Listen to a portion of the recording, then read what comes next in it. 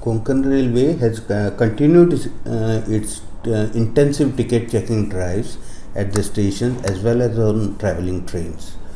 So, as a result of this, in the month of December, total 6,675 irregular travelers or unauthorized travelers, you can say, were booked, and a penalty of rupees 1 crore 95 lakh 64,926 was recovered from them.